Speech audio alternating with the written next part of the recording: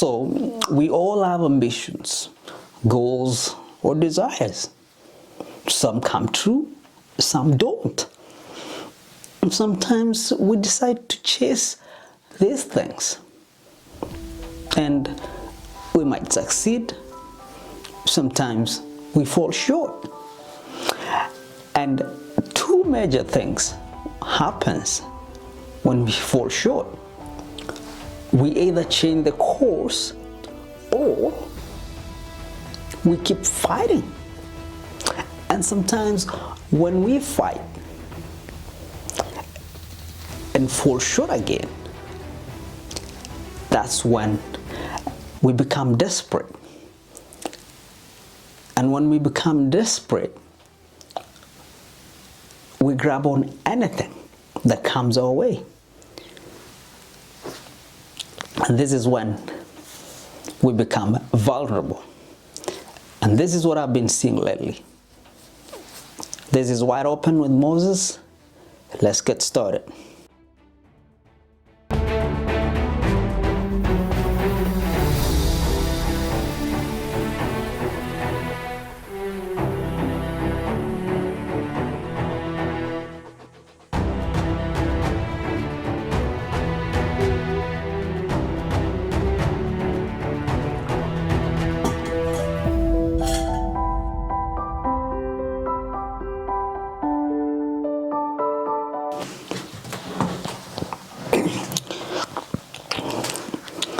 So, hello my people, this is Wide Open again with Moses. So, since I posted my video, those who are my friends on Facebook, and those who subscribe to my YouTube channel, well, if this is the first time you're seeing me, please, or seeing this face, please subscribe, like, share, comment, ask questions.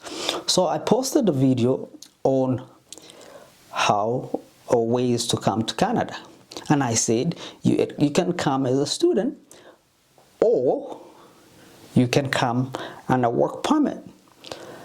Those are the two things that I mentioned, and I explained. So you can watch my other videos and you'll see what I said.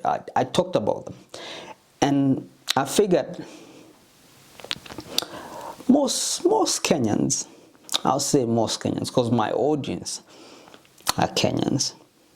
Most of them are becoming desperate, and because I get messages asking me if they can use an agent or like anything, just help me, show me anything.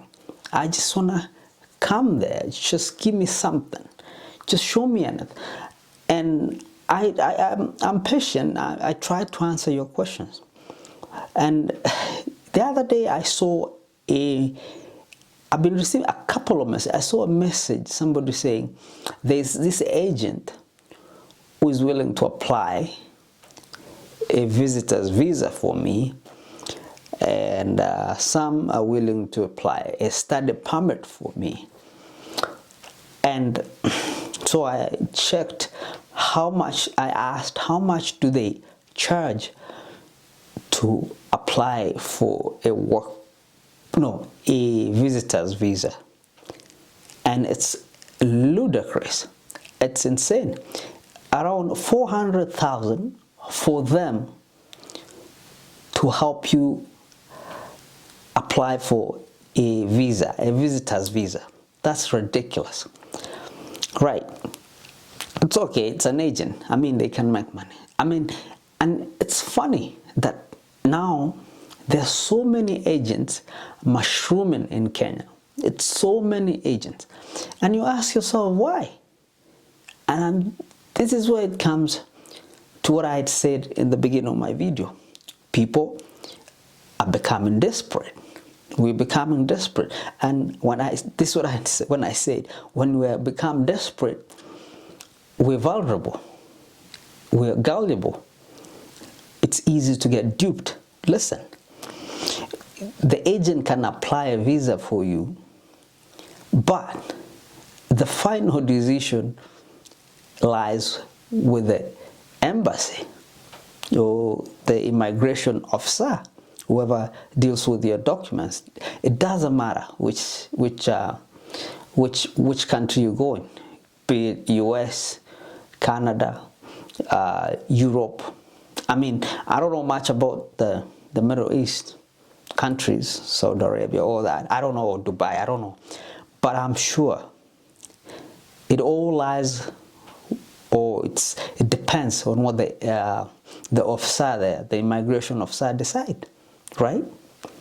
So for you paying 400,000, you're risking a lot. But if you go to Canadian website, you will figure out that you don't need, if you go and apply by yourself, you don't need that much money. Probably the application fee, maybe it's $200 at most. Now imagine that guy is just because you're desperate. They will get that money. They give you assurance. I don't know if they can. Probably they apply and you succeed. I don't say don't use them. You can use them. But then, let's do the math here. 400,000 Kenya shilling. What can you do with 400,000 Kenya shillings? You're gambling here now. So if an agent applies and you don't get, so you lose the money. What business, like what kind of business can you do? Can you start with 400,000? Think. So, okay. Anyway, let me explain this. So if you want to come here as a visitor, you can come here as a visitor or a tourist. You can try and apply. You can get it. There's a possibility that you can get it.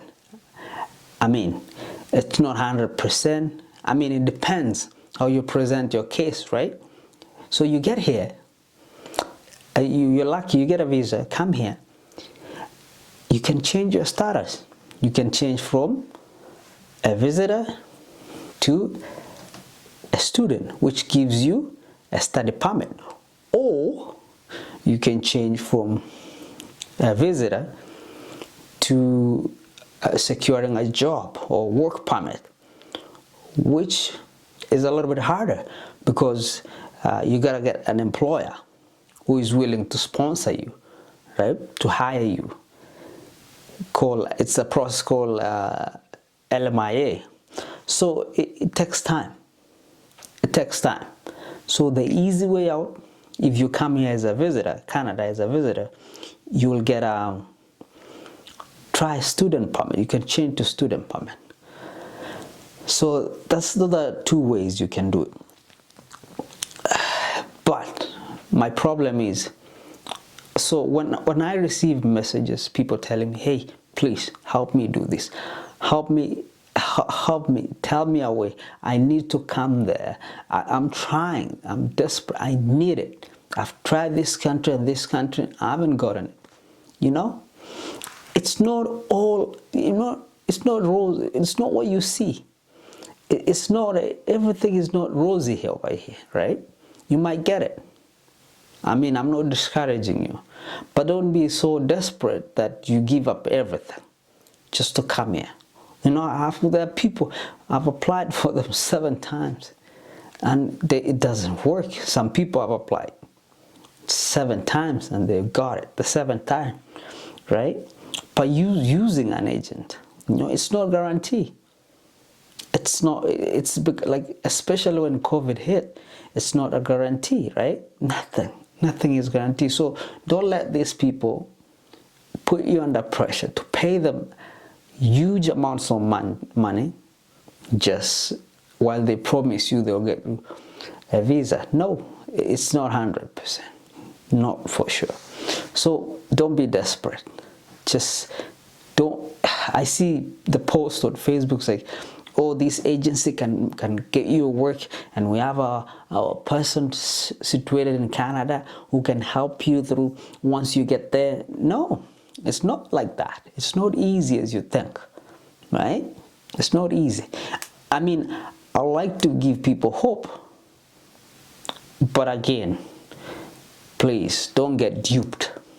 Don't be so gullible. Think twice, right?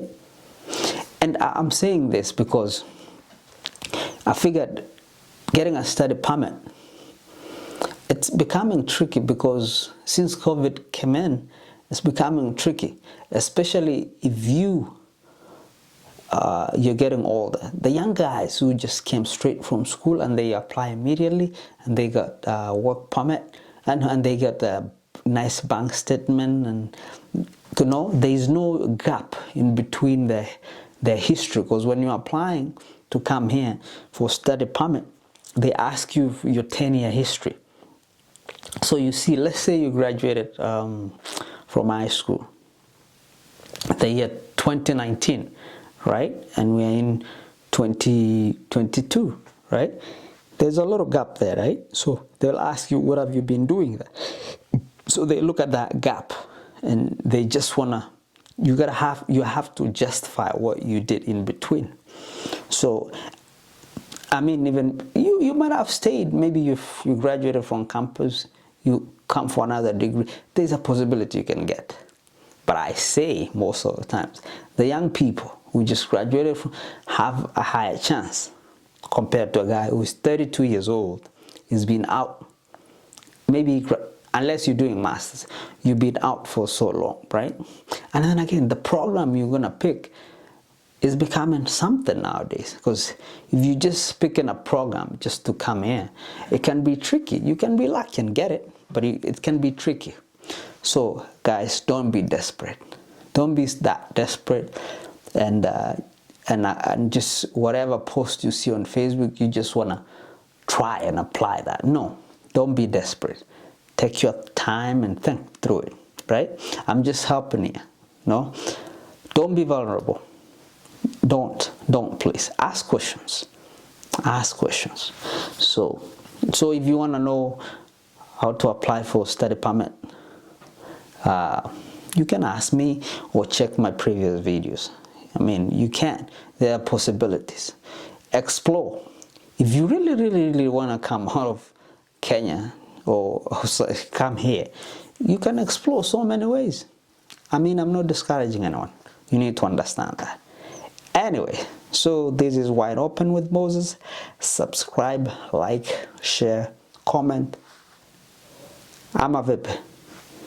Pamoja tujichunge, au sio?